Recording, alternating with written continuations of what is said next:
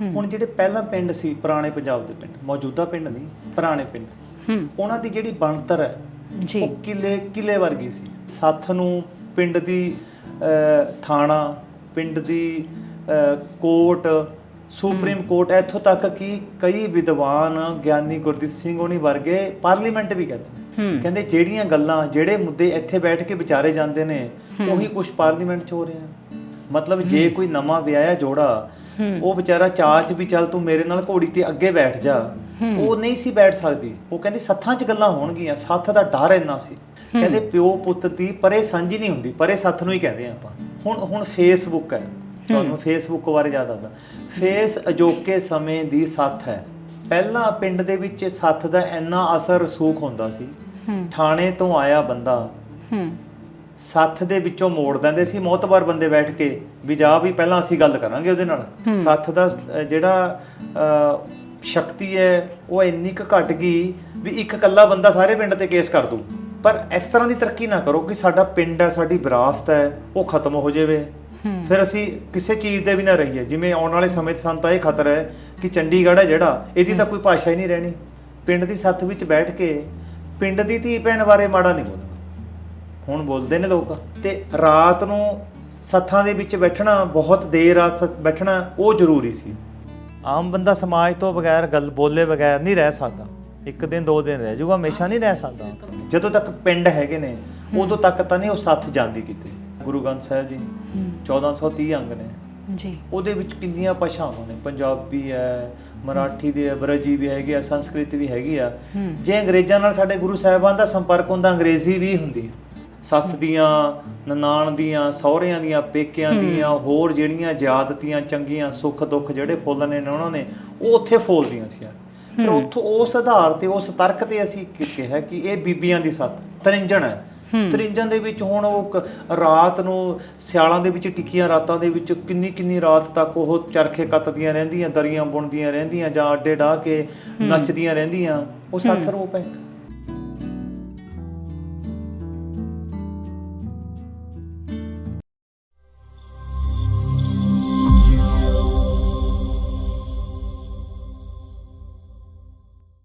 ਸਤਿ ਸ਼੍ਰੀ ਅਕਾਲ। ਤੁਸੀਂ ਵੇਖ ਰਹੇ ਹੋ ਬੀ ਸੋਸ਼ਲ ਤੇ ਮੈਂ ਤੁਹਾਡੇ ਨਾਲ ਰਣਦੀਪ ਅੰਧੇਰ। ਪੰਜਾਬੀ ਸੱਭਿਆਚਾਰ ਦੇ ਵਿੱਚ ਸੱਥ ਦਾ ਇੱਕ ਬਹੁਤ ਮਹੱਤਵਪੂਰਨ ਸਥਾਨ ਹੈ। ਖਾਸ ਕਰਕੇ ਜੇ ਪੇਂਡੂ ਸੱਭਿਆਚਾਰ ਦੀ ਗੱਲ ਕਰੀਏ ਤਾਂ ਹਲੇ ਵੀ ਬਹੁਤ ਸਾਰੇ ਪਿੰਡਾਂ ਦੇ ਵਿੱਚ ਸੱਥਾਂ ਲੱਗਦੀਆਂ ਨੇ। ਬਜ਼ੁਰਗ ਤੁਹਾਨੂੰ ਉੱਥੇ ਬੈਠੇ ਮਿਲ ਜਾਣਗੇ। ਕਈ ਵਾਰ ਨੌਜਵਾਨ ਵੀ ਉਹਨਾਂ ਦੇ ਵਿੱਚ ਸ਼ਮੂਲੀਅਤ ਕਰਦੇ ਨੇ। ਅਕਸਰ ਇਹ ਵੀ ਕਿਹਾ ਜਾਂਦਾ ਹੈ ਕਿ ਪਿੰਡ ਦੇ ਵਿੱਚ ਵਾਪਰੀ ਹਰ ਘਟਨਾ ਦੀ ਜਾਣਕਾਰੀ ਤੁਹਾਨੂੰ ਸੱਥ ਤੋਂ ਮਿਲ ਜਾਂਦੀ ਹੈ। ਅਜੋਕੇ ਸਮੇਂ ਦੇ ਵਿੱਚ ਕਈ ਵਾਰ ਅਸੀਂ ਵਿਅੰਗ ਵੀ ਉਹਨਾਂ ਗੱਲਾਂ ਦੇ ਉੱਤੇ ਕੱਸਦੇ ਹਾਂ, ਅਤੇ ਵਿਅੰਗ ਦੇ ਵਿੱਚ ਇਹ ਵੀ ਕਿਹਾ ਜਾਂਦਾ ਹੈ ਕਿ ਸੱਥ ਦੇ ਵਿੱਚ ਜਿਹੜੇ ਅਜੋਕੇ CCTV ਕੈਮਰਿਆਂ ਦੀ ਜਿਨ੍ਹਾਂ ਦੀ ਅਸੀਂ ਗੱਲ ਕਰਦੇ ਹਾਂ, ਪਹਿਲਾਂ ਉਹ ਕੰਮ ਸੱਥ ਦੇ ਵਿੱਚ ਹੁੰਦਾ ਸੀ ਕਿ ਪਿੰਡ ਦੇ ਵਿੱਚ ਕੌਣ ਬਾਹਰੋਂ ਆਇਆ ਹੈ ਜਾਂ ਕੌਣ ਪਿੰਡ ਤੋਂ ਜਾ ਰਿਹਾ ਹੈ। ਸੋ ਇੱਕ ਵੱਡਾ ਜਿਹੜਾ ਕਾਰਜ ਹੈ ਉਹ ਸੱਥ ਦਾ ਰਿਹਾ ਹੈ ਸਾਡੇ ਸੱਭਿਆਚਾਰ ਦੇ ਵਿੱਚ। ਸੱਥ ਦੀ ਜਦੋਂ ਵੀ ਗੱਲ ਆਉਂਦੀ ਹੈ ਤਾਂ ਅਕਸਰ ਸਾਡੇ ਮਨ ਦੇ ਵਿੱਚ ਸਿਰਫ ਬੰਦਿਆਂ ਦਾ ਹੀ ਜ਼ਿਕਰ ਆਉਂਦਾ ਕਿ ਸੱਥ ਦੇ ਵਿੱਚ ਬਹੁਤ ਸਾਰੇ ਬੰਦੇ ਹੁੰਦੇ ਨੇ, ਬਜ਼ੁਰਗ ਹੁੰਦੇ ਨੇ ਪਿੰਡ ਦੇ। ਪਰ ਅੱਜ ਜਿਨ੍ਹਾਂ ਦੇ ਮੈਂ ਤੁਹਾਨੂੰ ਰੂਬਰੂ ਕਰਵਾਉਣਾ, ਉਹਨਾਂ ਦਾ ਖੋਜ ਕਾਰਜ ਜਿਹੜਾ ਹੈ ਪੰਜਾਬੀ ਸੱਭਿਆਚਾਰ ਦੇ ਵਿੱਚ ਸੱਥ ਅਤੇ ਸਮੇਂ ਦੇ ਨਾਲ ਇਹਦੇ 'ਚ ਕੀ ਤਬਦੀਲੀਆਂ ਆਈਆਂ, ਕਿਸ ਤਰ੍ਹਾਂ ਜਿਹੜਾ ਹੈ ਇਹ ਸੱਥ ਹੋਣ ਦੇ ਵਿੱਚ ਆਈ, ਇਸ ਦੇ ਨਾਲ ਜੁੜਿਆ ਉਹਨਾਂ ਦਾ ਕੰਮ ਹੈ। ਲੰਮੇ ਸਮੇਂ ਤੋਂ ਅਧਿਆਪਨ ਦੇ ਕਿੱਤੇ ਨਾਲ ਸਮਰਪਿਤ ਨੇ ਅਤੇ ਇਸ ਵੇਲੇ ਇੱਕ ਨਾਮਵਰ ਵਿੱਦਿਅਕ ਸੰਸਥਾ ਦੇ ਵਿੱਚ ਬਤੌਰ ਪ੍ਰਿੰਸੀਪਲ ਸੇਵਾਵਾਂ ਨਿਭਾ ਰਹੇ ਨੇ। ਯੂਨੀਵਰਸਿਟੀ ਦੇ ਖੋਜਾਰਥੀ ਨੇ ਡਾਕਟਰ ਸੁਖਵਿੰਦਰ ਸਿੰਘ ਢਿੱਲੋਂ। ਇਹਨਾਂ ਨਾਲ ਗੱਲਬਾਤ ਕਰਦੇ ਹਾਂ ਅਤੇ ਇਹਨਾਂ ਨੇ ਹੀ ਸਾਨੂੰ ਦੱਸਿਆ ਕਿ ਬੀਬੀਆਂ ਦੀ ਸੱਥ ਕਿਸ ਤਰ੍ਹਾਂ ਹੋਣ ਦੇ ਵਿੱਚ ਆਈ। ਡਾਕਟਰ ਸਾਹਿਬ ਦਾ ਸਵਾਗਤ ਕਰਦੇ ਹਾਂ। ਸਤਿ ਸ਼੍ਰੀ ਅਕਾਲ ਸਰ। ਸਤਿ ਸ਼੍ਰੀ ਅਕਾਲ। ਕਿਵੇਂ ਹੋ ਜੀ? ਬਹੁਤ ਠੀਕ, ਬਹੁਤ ਵਧੀਆ ਜੀ। ਸਰ, ਸੱਥ ਦੀ ਜਦੋਂ ਆਪਾਂ ਗੱਲ ਕਰਦੇ ਹਾਂ ਤਾਂ ਆਮ ਤੌਰ 'ਤੇ ਤਾਂ ਇਹ ਸਾਡੇ ਮਨ ਦੇ ਵਿੱਚ ਆਉਂਦਾ ਕਿ ਇੱਕ ਉੱਚੇ ਜਿਹੇ ਥੜੇ ਦੇ ਉੱਤੇ ਪਿੰਡ ਦੇ ਬਜ਼ੁਰਗ ਬੈਠੇ ਨੇ, ਜਾਂ ਕਈ ਵਾਰ ਜਿਹੜੇ ਨੌਜਵਾਨ ਥੋੜ੍ਹੀ ਜਿਹੀ ਵੇਲ ਜਿਨ੍ਹਾਂ ਕੋਲ ਹੁੰਦੀ ਹੈ ਉਹ ਬੈਠੇ ਉੱਥੇ ਅਖਬਾਰ ਪੜ੍ਹ ਰਹੇ ਹੁੰਦੇ ਨੇ। ਅਸਲ ਦੇ ਵਿੱਚ ਕਿਉਂਕਿ ਤੁਸੀਂ ਖੋਜ ਕੀਤੀ ਹੈ ਇਸ ਵਿਸ਼ੇ ਤੇ, ਸੱਥ ਹੋਂਦ ਦੇ ਵਿੱਚ ਕਿਵੇਂ ਆਈ ਤੇ ਕਿੰਨਾ ਕੁ ਪੁਰਾਣਾ ਕਨਸੈਪਟ ਹੈ ਇਹ? ਅਸਲ ਵਿੱਚ ਜਿਹੜਾ ਮੇਰਾ ਖੋਜ ਕਾਰਜ ਹੈ ਪੰਜਾਬੀ ਸੱਭਿਆਚਾਰ ਵਿੱਚ ਸੱਥ ਸਰੂਪ ਤੇ ਰੂਪਾਂਤਰਣ, ਜੀ ਇਹਦਾ ਅਸੀਂ ਨੇ ਬੜਾ ਗਹਿਰਾ ਅਧਿਐਨ ਕੀਤਾ ਹੈ ਕਿ ਸੱਥ ਬਣੀ ਕਿੱਦਾਂ, ਇਹਦੇ ਬਣਨ ਦੇ ਕਾਰਨ ਕੀ ਸੀ, ਪੈਦਾ ਕਿਉਂ ਹੋਈ। ਕਿਉਂਕਿ ਜਦੋਂ ਅਸੀਂ ਕਿਸੇ ਚੀਜ਼ ਬਾਰੇ ਅਸੀਂ ਕੁਝ ਖੋਜ ਕਰਦੇ ਹਾਂ ਤਾਂ ਸਾਨੂੰ ਸਭ ਤੋਂ ਪਹਿਲਾਂ ਇਹ ਦੇਖਣਾ ਪੈਂਦਾ ਕਿ ਉਹ ਬਣੀ ਕਿਸ ਤਰ੍ਹਾਂ। ਜੀ ਫਿਰ ਸਾਡੀ ਖੋਜ ਦਾ ਜਿਹੜਾ ਸਭ ਤੋਂ ਪਹਿਲਾਂ ਸਾਨੂੰ ਇਹੀ ਸੀਗਾ ਵੀ ਇਹ ਕਿਸ ਤਰ੍ਹਾਂ ਬਣੀ। ਉਹਦੇ ਪੈਦਾ ਹੋਣ ਦੇ ਬਹੁਤ ਸਾਰੇ ਕਾਰਨ, ਇੱਕ ਨਹੀਂ ਹੈਗਾ। ਹੁਣ ਜਿਹੜੇ ਪਹਿਲਾਂ ਪਿੰਡ ਸੀ, ਪੁਰਾਣੇ ਪੰਜਾਬ ਦੇ ਪਿੰਡ, ਮੌਜੂਦਾ ਪਿੰਡ ਨਹੀਂ, ਪੁਰਾਣੇ ਪਿੰਡ, ਉਹਨਾਂ ਦੀ ਜਿਹੜੀ ਬਣਤਰ ਹੈ ਉਹ ਕਿਲੇ ਵਰਗੀ ਸੀ। ਕਿਉਂਕਿ ਪਿੰਡ ਦੇ ਵਿੱਚ ਜਦੋਂ ਤੁਸੀਂ ਐਂਟਰ ਹੁੰਦੇ ਹੋ, ਆਪਾਂ ਅੰਦਰ ਵੜਦੇ ਹਾਂ, ਦਰਵਾਜ਼ਾ ਹੁੰਦਾ ਸੀ। ਉਹ ਦਰਵਾਜ਼ਾ ਸੱਥ, ਸਭ ਤੋਂ ਪਹਿਲਾਂ ਉਹ ਦਰਵਾਜ਼ਾ ਸੱਥ ਦਾ ਰੂਪ ਧਾਰਨ ਕੀਤਾ ਉਹਨੇ। ਉਹ ਤੁਹਾਨੂੰ ਮੈਂ ਬਾਅਦ ਚ ਦੱਸਦਾ। ਪਿੰਡ ਹੈ ਜਿਹੜਾ, ਜਦੋਂ ਤੁਸੀਂ ਪਿੰਡ ਦੇ ਦਰਵਾਜ਼ੇ 'ਚ ਵੜ ਗਏ, ਇੱਕੋ ਗਲੀ ਸੱਜੇ ਪਾਸੇ ਮੁੜ ਕੇ ਸਾਰੇ ਪਿੰਡ ਤੇ ਨੂੰ ਚੱਕਰ ਕੱਢ ਕੇ ਉੱਥੇ ਹੀ ਆ ਕੇ ਮੁੱਕ ਜਾਣੀਆਂ। ਪਿੰਡ ਗੁਲਾਈ ਵਿੱਚ ਸੀ, ਕਿਲੇ ਟਾਈਪ, ਭੀੜੀਆਂ ਗਲੀਆਂ, ਘਰਾਂ ਦੇ ਦਰਵਾਜ਼ੇ ਛੋਟੇ। ਉਹ ਤਾਂ ਰੱਖਦੇ ਹੁੰਦੇ ਸੀ ਕਿਉਂਕਿ ਚੋਰਾਂ ਤੋਂ ਬੜਾ ਖਤਰਾ ਹੁੰਦਾ ਸੀ। ਪਿੰਡ 'ਚ ਆਪਣੇ ਇੱਕ ਮੁਹਾਵਰਾ ਮਸ਼ਹੂਰ ਆ ਨਾ, ਕਹਿੰਦੇ ਜੇ ਡਾਂਗ ਚੱਲਦੀ ਹੋਵੇ ਭੀੜੀ ਗਲੀ 'ਚ ਚਲੇ ਜਾਓ, ਉੱਥੇ ਵੱਜਦੀ ਨਹੀਂ, ਉੱਥੇ ਡਾਂਗ ਮਾਰਨ ਨੂੰ ਥਾਂ ਨਹੀਂ ਹੁੰਦੀ। ਇਸ ਕਰਕੇ ਘਰਾਂ ਦੇ ਵਿੱਚ ਥਾਂ ਹੈ ਨਹੀਂ ਸੀ। ਹੁਣ ਸਾਰਾ ਦਿਨ ਤਾਂ ਬੰਦਾ, ਚਲੋ ਮਰਦ ਸੀ ਜਿਹੜੇ ਬੰਦੇ, ਉਹ ਖੇਤਾਂ ਵਿੱਚ ਰਹਿੰਦੇ ਸੀ, ਪਰ ਜਦੋਂ ਕਣਕਾਂ ਬੀਜ ਲੀਆਂ ਸਿਆਲਾਂ ਦੇ ਵਿੱਚ ਜਾਂ ਗਰਮੀਆਂ ਜਦੋਂ ਵੇਲ ਹੈ, ਜਦੋਂ ਮਤਲਬ ਬੰਦੇ ਘਰ ਨਹੀਂ ਰਹਿ ਸਕਦੇ। ਹੁਣ ਉਹਨਾਂ ਨੇ ਇਕੱਠੇ ਹੋਣ ਲਈ, ਬੈਠਣ ਲਈ ਕੋਈ ਥਾਂ ਚਾਹੀਦਾ ਸੀ ਉਹਨਾਂ ਨੂੰ। ਫਿਰ ਉਹ ਥਾਂ ਸਭ ਤੋਂ ਪਹਿਲਾਂ ਉਹ ਪਿੰਡ ਦਾ ਦਰਵਾਜ਼ਾ ਹੀ ਬਣਿਆ। ਅੱਛਾ। ਉਹ ਦਰਵਾਜ਼ੇ ਦੇ ਵਿੱਚ ਬੈਠ ਕੇ ਇਕੱਠੇ ਜੁੜਨ ਲੱਗੇ। ਤੇ ਉਸ ਤੋਂ ਬਾਅਦ ਪਿੰਡ ਦੇ ਵਿੱਚ ਦਾਣੇ ਵਾਲੀਆਂ ਭੱਠੀਆਂ, ਜੇ ਕੋਈ ਡੇਰਾ ਹੁੰਦਾ ਸੀ ਜਾਂ ਕੋਈ ਪੁਰਾਣੇ ਖੁੰਡ ਪਏ ਹੁੰਦੇ ਸੀ, ਖੁੰਡਾਂ ਦੇ ਉੱਤੇ ਬੈਠ ਜਾਣਾ ਉਹਨਾਂ ਨੇ ਇਕੱਠੇ ਹੋ ਕੇ। ਪਰ ਉਹ ਸੱਥ ਦਾ ਜਿਹੜਾ ਸੰਕਲਪ ਹੈ, ਹੌਲੀ ਹੌਲੀ ਸਾਡੇ ਪੰਜਾਬੀ ਸੱਭਿਆਚਾਰ ਦੇ ਵਿੱਚ ਇੰਨਾ ਵੱਡਾ ਰੂਪ ਧਾਰਨ ਕਰ ਗਿਆ ਕਿ ਸੱਥ ਨੂੰ ਪਿੰਡ ਦੀ ਥਾਣਾ, ਪਿੰਡ ਦੀ ਕੋਰਟ, ਸੁਪਰੀਮ ਕੋਰਟ, ਇੱਥੋਂ ਤੱਕ ਕਿ ਕਈ ਵਿਦਵਾਨ, ਗਿਆਨੀ ਗੁਰਦੀਪ ਸਿੰਘ ਹੋਣੀ ਵਰਗੇ ਪਾਰਲੀਮੈਂਟ ਵੀ ਕਹਿੰਦੇ ਨੇ। ਸੱਥ ਪਿੰਡ ਦੀ ਪਾਰਲੀਮੈਂਟ ਹੈ। ਕਹਿੰਦੇ ਜਿਹੜੀਆਂ ਗੱਲਾਂ, ਜਿਹੜੇ ਮੁੱਦੇ ਇੱਥੇ ਬੈਠ ਕੇ ਵਿਚਾਰੇ ਜਾਂਦੇ ਨੇ, ਉਹੀ ਕੁਝ ਪਾਰਲੀਮੈਂਟ 'ਚ ਹੋ ਰਿਹਾ। ਬਸ ਉਹਨਾਂ ਦਾ ਅੰਤਰ ਹੈ ਕਿ ਉੱਥੇ ਪਾਰਲੀਮੈਂਟ ਦੇ ਵਿੱਚ ਚੁਣੇ ਹੋਏ ਬੰਦੇ ਜਾਂਦੇ ਨੇ, ਉੱਥੇ VOTING ਹੁੰਦੀ ਹੈ, ਉਹਨਾਂ ਦਾ ਇੱਕ ਮੁੱਖ ਬੰਦਾ ਹੈ, ਫਿਰ ਅੱਗੇ ਬੰਦੇ ਨੇ। ਇੱਥੇ ਕੋਈ ਅਹੁਦਾ ਨਹੀਂ ਹੈਗਾ ਸੱਥ 'ਚ। ਸੱਥ ਦੀ ਖਾਸ ਗੱਲ ਹੈ ਬਰਾਬਰਤਾ। ਉੱਥੇ ਕੋਈ ਬੰਦਾ ਬੈਠਦਾ, ਬੋਲ ਸਕਦਾ, ਕੁਝ ਵੀ ਬੋਲ ਸਕਦਾ, ਪਰ ਨੈਤਿਕਤਾ ਦੇ ਵਿੱਚ ਰਹੋ। ਤੁਹਾਨੂੰ ਮੈਂ ਅੱਗੇ ਦੱਸੂਗਾ ਕਿ ਸੱਥ ਦੀ ਨੈਤਿਕਤਾ ਕੀ ਹੈ। ਇਸ ਕਰਕੇ ਉੱਥੋਂ ਮੁੱਢ ਹੋਇਆ ਹੈ। ਤੇ ਹੋਰ ਵੀ ਬਹੁਤ ਸਾਰੇ ਕਾਰਨ ਨੇ। ਮਨੋਰੰਜਨ ਦਾ ਕਾਰਨ ਹੈ ਸੱਥ ਦੇ ਪੈਦਾ ਹੋਣ ਦਾ ਵੀ। ਜਦੋਂ ਮਨੋਰੰਜਨ ਨਹੀਂ ਸੀ, ਕੋਈ ਸਾਧਨ ਹੈਗਾ, ਤਾਂ ਉਹ ਸੱਥ ਦੇ ਵਿੱਚ ਨਕਲੀ ਆਉਂਦੇ, ਹੋਰ ਜਿਹੜੇ ਕੋਈ ਕੀਰਤਨ ਵਾਲੇ ਰਾਸਧਾਰੀ, ਉਹ ਸੱਥ ਦੇ ਵਿੱਚ ਆ ਕੇ ਬੈਠਦੇ। ਉਹ ਉੱਥੋਂ ਸਾਰਾ ਅੱਗੇ ਚੱਲ ਗਿਆ।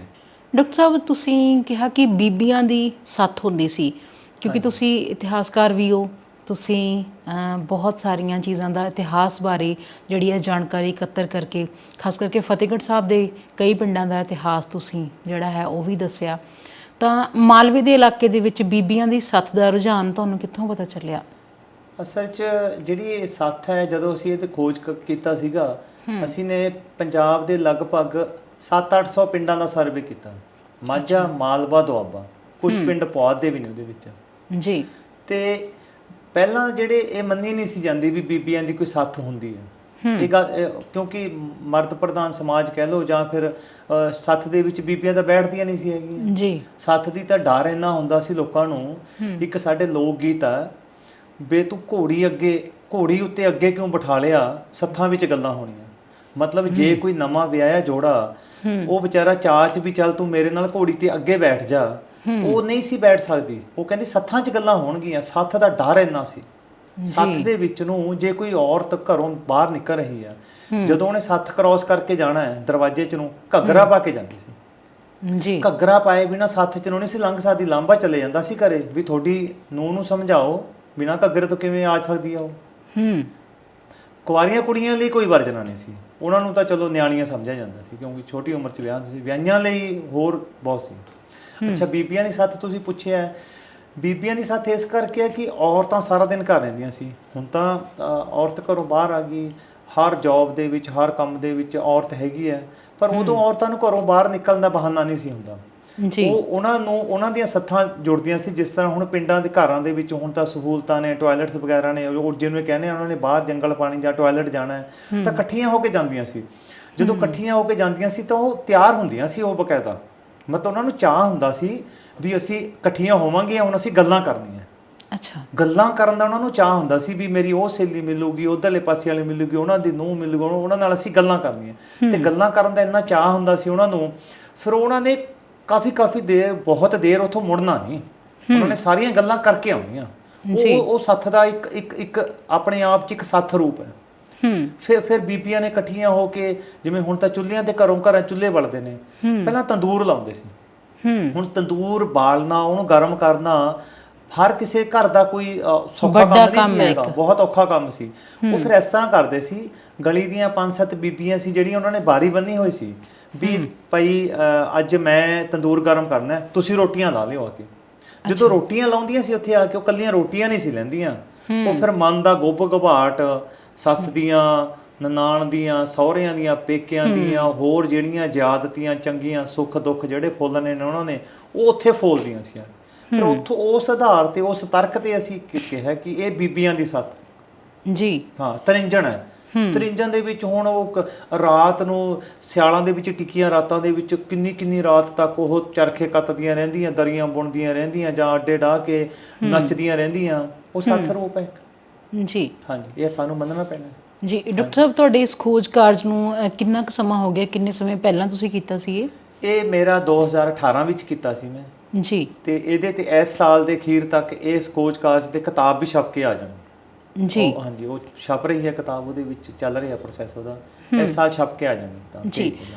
ਅਜੋਕੇ ਸਮੇਂ ਦੇ ਵਿੱਚ ਸੱਥ ਦਾ ਰੁਝਾਨ ਤੁਹਾਨੂੰ ਲੱਗਦਾ ਕਿ ਵੀ ਇੰਨਾ ਕੁ ਹੈ? ਕਿਉਂਕਿ ਤੁਸੀਂ ਹੁਣੇ ਹਲੇ ਕੁਝ ਸਾਲ ਪਹਿਲਾਂ ਹੀ, 3-4 ਸਾਲ ਪਹਿਲਾਂ ਹੀ ਖੋਜ ਕੀਤੀ ਹੈ।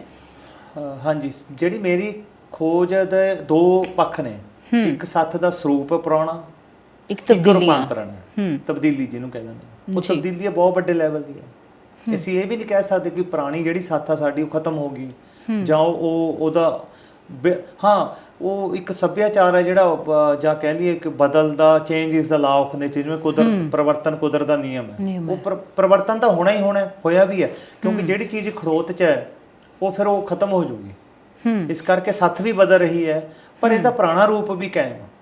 ਹੁਣ ਤਾਂ ਬਹੁਤ ਸਾਰੇ ਪਿੰਡਾਂ ਦੇ ਵਿੱਚ, ਜਿਵੇਂ ਕੋਟੜਾ ਕਲਾਂ ਪਿੰਡ ਹੈ ਇੱਕ, ਉਹਨਾਂ ਨੇ ਸੱਥ ਪੁਰਾਣੀ ਹਲੇ ਵੀ ਸਾਂਭੀ ਹੋਈ ਆ, ਸਰਕੜੇ ਜੇ ਪਾਏ ਹੋਏ ਨੇ ਦੇ ਉੱਪਰ, ਮਾਨਸਾ ਦੇ ਰੋਡ ਤੇ ਆ ਪਿੰਡ ਇਹ, ਜਦੋਂ ਆਪਾਂ ਜਾਂਦੇ ਹਾਂ ਪਟਿਆਲੇ ਤੋਂ। ਅੱਛਾ। ਫਿਰੋਜ਼ਪੁਰ ਦੇ ਵਿੱਚ ਭੋਲੂ ਵਾਲਾ ਪਿੰਡ ਹੈ, ਉੱਥੇ ਉਹਨਾਂ ਨੇ ਪਾਰਕ ਬਣਾਇਆ ਬਹੁਤ ਵੱਡਾ, ਤੇ ਸੱਥ ਵਿੱਚ ਬੈਠਣ ਵਾਸਤੇ ਇੱਕ ਬਹੁਤ ਕਾਫੀ ਪੈਸਾ ਲਾ ਕੇ, ਉੱਥੇ ਮੁੰਡਾ ਜਗਦੀਪ ਸਿੰਘ ਸਰਪੰਚ ਹੈ, ਉਹਨੇ ਸਪੈਸ਼ਲ ਤਿਆਰ ਕਰਾਈ। ਇਸ ਤਰ੍ਹਾਂ ਲੱਗਦੀ ਹੈ ਜਿਸ ਤਰ੍ਹਾਂ ਸ਼ੂਟਿੰਗ ਕਰਨੀ ਹੋਵੇ ਉੱਥੇ ਕਿਸੇ ਫਿਲਮ ਦੀ ਜਾਂ ਕਿਸੇ, ਉਹ ਇੰਨਾ ਸੋਹਣਾ ਬਣਾਇਆ, ਜੁੜਦੀ ਉੱਥੇ ਸੱਥ ਹੈ। ਇਸ ਕਰਕੇ ਸਥਾਨ ਦੇ ਪੱਧਰ ਤੇ ਤਬਦੀਲੀ ਆ ਰਹੀ ਆ। ਦਰਵਾਜ਼ਿਆਂ ਦੇ ਵਿੱਚੋਂ ਹੁਣ ਥੋੜਾ ਜਿਹਾ ਕੱਟ ਕੇ ਹੁਣ ਪਾਰਕ ਬਣ ਰਹੇ ਨੇ, ਜਾਂ ਇਸ ਤਰ੍ਹਾਂ ਦੀਆਂ ਚੀਜ਼ਾਂ ਬਣ ਰਹੀਆਂ ਨੇ। ਸ਼ਹਿਰਾਂ ਦੇ ਵਿੱਚ ਤਬਦੀਲੀ ਆ ਰਹੀ ਹੈ। ਹੁਣ ਅਸੀਂ ਇੱਕ ਲਿਆ ਸ਼ਹਿਰੀ ਜੀਵਨ ਦੀ ਸੱਥ ਆ ਜਿਹੜੀ, ਉਹਦੇ ਵਿੱਚ ਕਲੱਬ ਨੇ, ਉਹਦੇ ਵਿੱਚ ਕਿੱਟੀ ਪਾਰਟੀ ਹੈ ਜੀ, ਉਹਦੇ ਵਿੱਚ ਕਾਫੀ ਹਾਊਸ ਨੇ, ਜਿਹੜੇ ਕਾਫੀ ਹਾਊਸ, ਇੰਡੀਅਨ ਕਾਫੀ ਹਾਊਸ ਆ ਇਸ ਤਰ੍ਹਾਂ ਦੇ, ਜਿਹੜੇ ਉੱਥੇ ਬੈਠਦੇ ਨੇ ਬੰਦੇ 3-3 4-4 ਘੰਟੇ। ਸੱਥ ਰੂਪ ਨੇ, ਅਜੋਕੇ ਸੱਥ ਰੂਪ ਨੇ, ਕਿਉਂਕਿ ਬੰਦੇ ਦੇ ਅੰਦਰ ਇੱਕ ਤਾਂਘ ਹੁੰਦੀ ਹੈ ਗੱਲ ਕਰਨ ਦੀ, ਮਿਲ ਕੇ ਬੈਠਣ ਦੀ, ਕਿਸੇ ਨਾਲ ਬੋਲਣ ਦੀ, ਤੇ ਉਹ ਉੱਥੇ ਉਹ ਪੂਰਾ ਹੁੰਦਾ ਉਹਨਾਂ ਦਾ। ਹਾਂ, ਸਰੂਪ ਬਦਲ ਰਿਹਾ। ਪਹਿਲਾਂ ਸੱਥਾਂ ਦੇ ਵਿੱਚ ਸਣ ਲੈ ਜਾਂਦੇ ਸੀ, ਉਹ ਪਰਾਲੀ ਲੈ ਜਾਣੀ, ਉੱਥੇ ਬੇੜਾਂ ਵੱਟੀ ਜਾਣੀਆਂ ਜਾਂ ਰੱਸੀਆਂ ਬਣਾਈ ਜਾਣੀਆਂ, ਉੱਥੇ ਸਰੂਪ ਬਦਲ ਗਿਆ ਉਹਨਾਂ ਦਾ। ਉਹ ਬਦਲਦਾ ਰਹਿੰਦਾ ਸਮੇਂ ਨਾਲ, ਪਰ ਉਹ ਕਨਸੈਪਟ ਹਲੇ ਵੀ, ਉਹ ਸੰਕਲਪ ਚੱਲ ਰਿਹਾ। ਮਾਲਵੇ ਦੇ ਪਿੰਡਾਂ ਦੇ ਵਿੱਚ ਪੁਰਾਣੀਆਂ ਸੱਥਾਂ ਵੀ ਮੌਜੂਦ ਨੇ।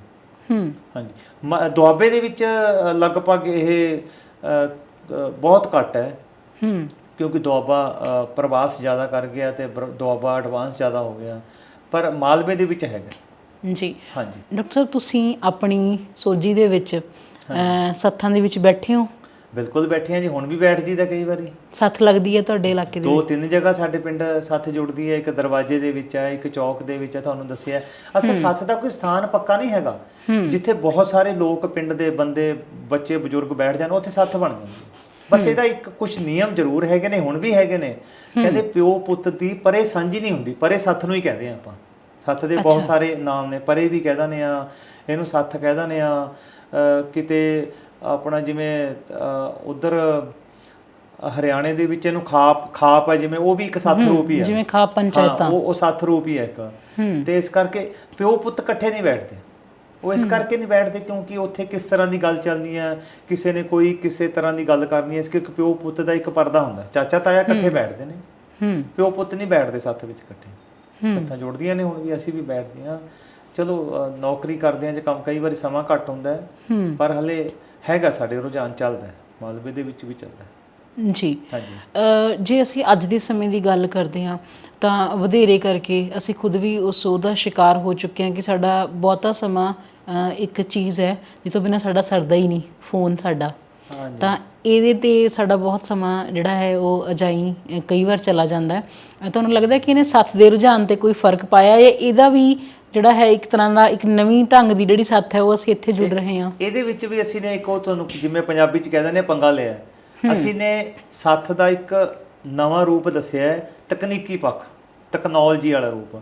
ਹੁਣ ਫੇਸਬੁੱਕ ਹੈ, ਤੁਹਾਨੂੰ ਫੇਸਬੁੱਕ ਬਾਰੇ ਜ਼ਿਆਦਾ ਦੱਸਦਾ। ਫੇਸ ਅਜੋਕੇ ਸਮੇਂ ਦੀ ਸੱਥ ਹੈ, ਉੱਥੇ ਬੰਦੇ ਇਕੱਠੇ ਹੁੰਦੇ ਨੇ। ਉੱਥੇ ਇੱਕ ਬੰਦਾ, ਜਿਵੇਂ ਪਿੰਡ ਦੀ ਸੱਥ 'ਚ ਇੱਕ ਬੰਦਾ ਬੈਠਾ ਕਹਿੰਦਾ ਬਈ ਉਹ ਫਲਾਣੇ ਪਿੰਡ ਚੋਰੀ ਹੋ ਗਈ, 10 ਬੰਦੇ ਆਏ ਸੀ। ਅਗਲਾ ਕਹਿੰਦਾ ਨਹੀਂ 3 ਆਏ ਸੀ, ਨਹੀਂ ਚੋਰੀ ਹੋਈ ਉਹ ਨਹੀਂ। ਫੇਸਬੁੱਕ ਤੇ ਵੀ ਇਦਾਂ ਹੀ ਹੁੰਦਾ ਹੈ, ਕਿਸੇ ਨੇ ਕਮੈਂਟ ਪਾਤਾ ਵੀ ਫਲਾਣੇ ਨੇ ਉੱਥੇ ਇਸ ਤਰ੍ਹਾਂ ਗੱਲ ਹੋ ਗਈ, ਥੱਲੇ ਕਹਿੰਦੇ ਨੇ ਆਹ ਨਹੀਂ ਹੋਈ ਐਦਾਂ ਹੋਈ ਹੈ, ਆਹ ਨਹੀਂ ਹੋਈ ਐਦਾਂ ਹੋਈ ਹੈ।